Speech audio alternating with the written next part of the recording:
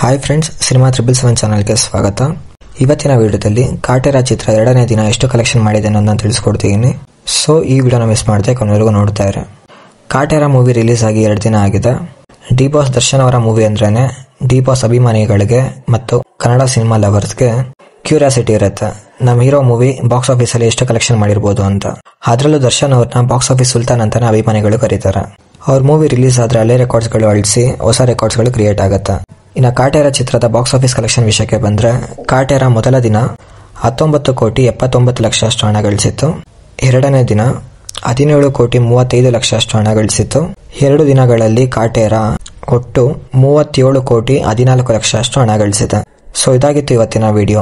ಈ ವಿಡಿಯೋ ನಿಮ್ಗೆ ಇಷ್ಟ ಆಗಿದ್ರೆ ಈ ವಿಡಿಯೋನ ಲೈಕ್ ಮಾಡಿ, ಹಾಗೆ ನಮ್ಮ ಚಾನಲ್ನ ಸಬ್ಸ್ಕ್ರೈಬ್ ಮಾಡ್ಕೊಳ್ಳಿ. Thank you.